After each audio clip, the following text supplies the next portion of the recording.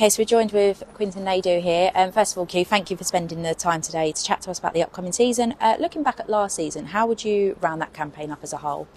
Firstly, thank you for having me. Last season was really enjoyable. I found it a fascinating season. I'd been out the women's game for a few years. To be honest, I was out of football for a few years because I was retired and enjoyed my retirement, but had the opportunity to come back and work with Fleet was one that I just couldn't turn down. The experience was up and down. I really enjoyed my time with Ben, the previous manager. Got to work with him, got to see how he analysed the game, and I learnt a lot from him. And it also gave me a really good opportunity to learn a lot about the teams that are in the league now, because a lot of these teams I hadn't come across before. And then, as you mentioned, working alongside Ben, you started out as a coach with him, and then in the new year you did become the first team manager. How has that changed for you mid-season, not only just for yourself, but then adapting the players' style of play under yourself?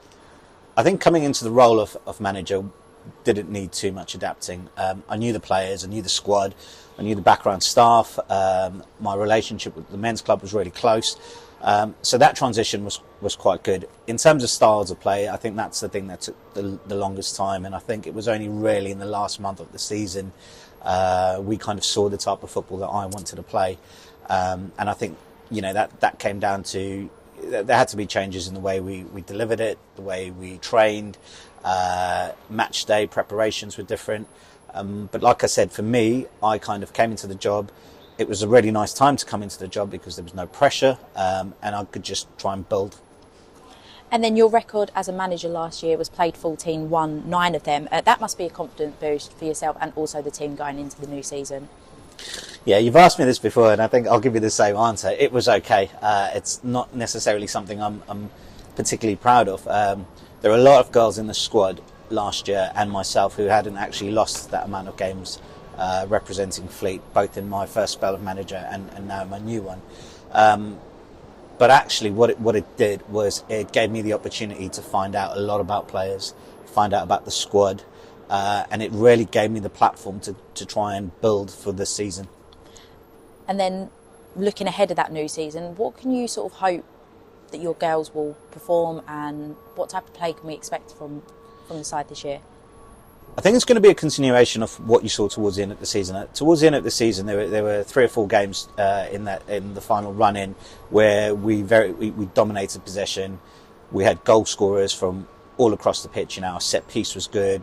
We had fullback scoring, centre midfielder scoring, front players scoring. So there was a reliance on, very early on in the season of just having an out-and-out striker to score goals, and actually that was one of the things we worked really hard on. So the second thing we saw was our defensive kind of shape and how much we worked on that, and how we all got behind the ball. So that was really good, and I'd like us to continue with that. For me, this league's going to be very different this year compared to what it was last year. Last year it was a tough league, and it was probably the toughest league as a Tier 5 league, but this year I actually think there'll be no difference between Tier 5 and Tier 4. I think there are a number of teams in Tier 5 that could quite easily go into that Tier 4 league as it stands and compete and hold their own. I think from our point of view, you know, we've got to be competitive. Everybody's going to start off the season saying we're going in to win the league. I'd be lying if I told you that I wouldn't want to win the league. But I don't underestimate, you know, the challenges that we face, and there's so many good teams out there. You know, you look at Dartford, you know, they were very close. You look at Fulham, you know, both those sides have huge budgets, huge followings. But it's not only that. You look, you know, as far as Saltine as well. What a great squad they had. I particularly like both the management styles from Dorking and Millwall. I think both sets of managers play a really nice brand of football. It was their first years really in this league. You know, Millwall was a new management team. The ladies from Dorking, you know, so much to admire about what they bring to women's football. There's so many teams in this year. I'm just really looking forward to it. And we're in that time of the season where players are leaving, new arrivals. Can you just give us an update on the squad so far? Yeah, I think We kept a squad for the last 2 years, and what you tend to find is squads transition quite a lot over a 2 year period. And I think we're at that stage now where we're hitting a rebuild. We've lost some big characters in the dressing room, but I don't think that's actually taken anything away from the squad we've got. You know, we've retained the majority of our squad. We're adding to it.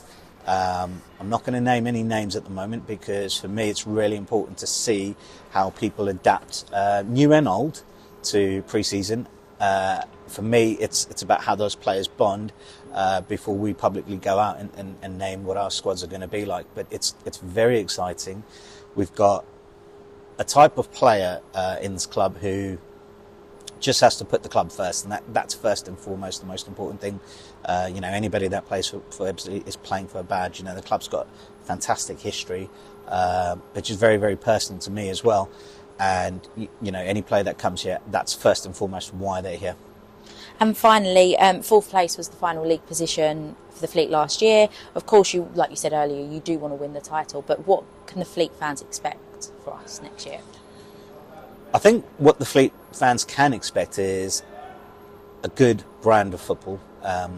Towards the end of the season, we got some really nice crowds down at the Cufflink, and I'd really encourage that.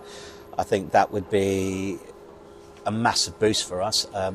If I look at the league last year, and I picked the top side from the league last year was Dulwich. I went and watched Dulwich in their second game of the season, and I knew they'd be our strongest competition to win that league. And they didn't win the league by chance. They won the league by playing a good brand of football, being very well organised, not necessarily having the biggest names in the league as well, but what they had was an incredible fan base. And what their fan base did when they travelled was they took away home advantage from any side, and I think the Fleet support is going to be massive this year.